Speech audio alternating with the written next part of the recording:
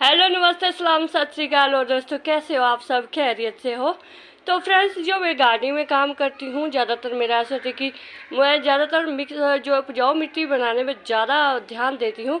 तो आप देख सकते हैं ये सब ग्रो बैग वगैरह जो है, मैंने इसमें कार्डबोर्ड वगैरह डाला हुआ है।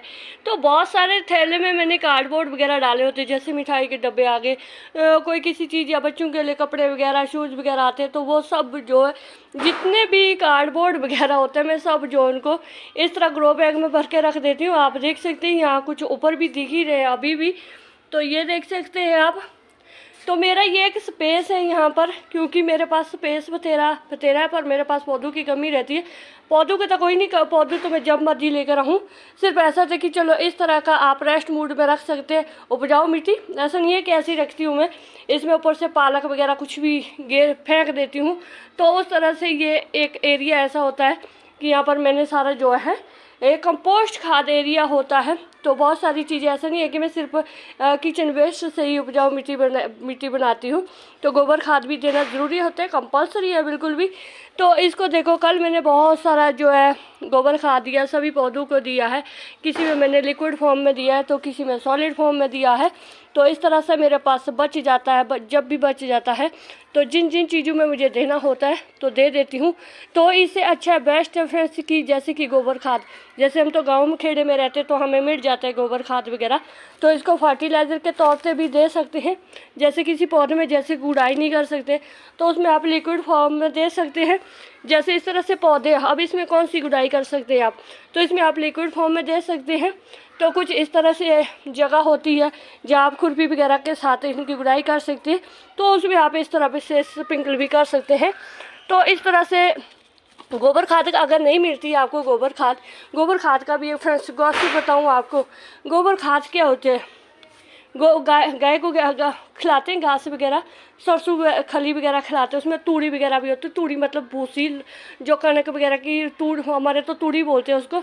तो भूसी होती है। आजकल डंगर भी ऐसे ना, जो गाय भैंस ऐसे कि घर में ही तो रहते हैं, वो घर में ही उनको खाना खिलाते रहते हैं।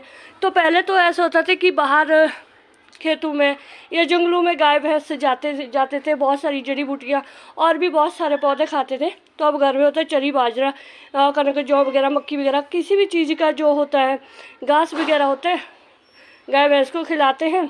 और सरसों खली वगैरह जो खिलाई जाती है उनको, तो फिर बस हो गया गोबर खाद। तो गोबर खाद भी फिर से ऐसा है कि आजकल का गोबर खाद भी कुछ उपजाऊ जैसा भी नहीं है, नहीं वो मजाक में बड़ी उपजाऊ तो वो है। तो क्यों ना ऐसा करें फ्रेंड्स कि अब भैंस तो हमारे पास है नहीं, गाय हमारे पास नहीं है, तो हम कैसे बना सकते हैं गोबर खाद। गोबर खाद से भी ज़्यादा उपजाऊ हमारे किचन में ही है। किचन वेस्ट साल में इकट्ठा कर दो। साल में देखो अपने घर में कितने, आपके घर में छिलके वगैरह होते हैं, कितना किचन वेस्ट होता है। ऊपर से मिट्टी नहीं भी डालने को, झाड़ू वगैरह लगा के जैसे ऐसे पौधे वगैरह होते बस कवर कर लिया करो। जैसे मैं हूँ, मान लो ये मैंने अभी डाले, बस इसमें थोड़ी थोड़ी सी मिट्टी डालती रहती हूँ। तो इस तरह से मेरे जो है इस तरह के ड्रम लगभग साल में 3-4 ड्रम मेरे भर जाते हैं और कंपोस्ट खाद बन जाता है उपजाऊ मिट्टी के लिए। और मतलब जब हमारे पास गोबर खाद नहीं ना हो तो इस तरह से कंपोस्ट खाद बन जाता है, उपजाऊ मिट्टी बन जाती है। तो इस तरह से किसी भी बाल्टी या ड्रम में आप इसको रख सकते हैं। तो मेरे पास मिट्टी की कोई कमी नहीं रहती है। तो सिर्फ मिट्टी ही नहीं मुझे मिलती है, मुझे इसके साथ जो है फर्टिलाइज़र भी मिलता है। तो ये देख सकते हैं, ये इतना स्ट्रॉन्ग फर्टिलाइज़र होता है ना। जैसे पौधों को 16-17 एलिमेंट की ज़रूरत होती है ना, तो हवा, पानी, ऑक्सीजन, कार्बन डाइऑक्साइड, ये तो सब देखो पौधों को वातावरण से मिल ही जाता है। तो उसमें जो हम खाद वगैरह डालते हैं, जैसे चूना मिलाते हैं, बहुत सारी चीज़ें, बहुत पौधों के लिए आप दुनिया भर की चीज़ें डाल दो, कुछ भी डाल दो तो पौधे बहुत कुछ मांगते हैं। तो ये सब चीज़ें इसी में है। जो ये फर्टिलाइज़र है, ये कमाल का फर्टिलाइज़र है। इसका कलर तो देखो, ये ऐसा है ना जैसे, अब क्या बता सकूँ वैसे, मतलब इतना पावरफुल है। तो इसमें सिर्फ एक चीज़ की कमी होती है, वो होती है आयरन की कमी। जो ये फर्टिलाइज़र होता है, इसको अपने घर में बना के रख दिया करो। बना के क्या, बन ही जाता खुद ब खुद है। तो जैसे ड्रम में इसमें होल किया होता है मैंने, तो इसकी जो प्रोसेस होता है फ्रेंड्स, ये मैंने वीडियो में शायद पहले भी बताया है। तो बेस्ट है इसके लिए। और अगर इसको ज़्यादा उपजाऊ बनाना है, आपको आयरन की ज़रूरत होती है, पौधों में ज़रूर डालना चाहिए।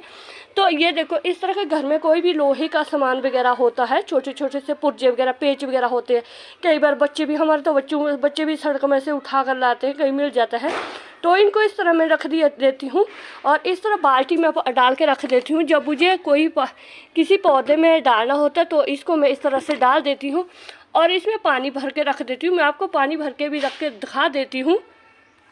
तो इस तरह से आप जिस दिन आपने फर्टिलाइज़र देना, पौधों को 10 दिन के अंदर फर्टिलाइज़र दे दिया करो। 15 दिन का गैप रखना ज़रूरी नहीं होता है, डाइल्यूट करके दे दो। जैसे ये डब्बा है, जैसे अगर ये 1 लीटर का भी हो गया तो कम से कम इसमें 10 लीटर पानी तो मिलाना पड़ेगा, क्योंकि बहुत ज़्यादा स्ट्रॉन्ग होता है, पौधों को जला देता है।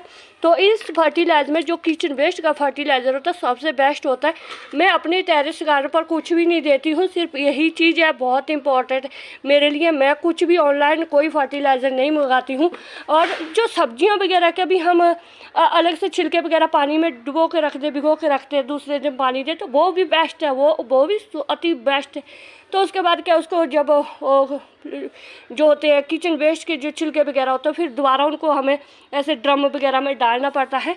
तो फिर उसके बाद हमारे इस तरह से लिक्विड फर्टिलाइज़र बन जाता है, जो पौधों को आप बहुत आसानी से दे सकते हैं। तो शुक्रिया फ्रेंड्स, जिंदे वस्त रहो। वाहिगुरू।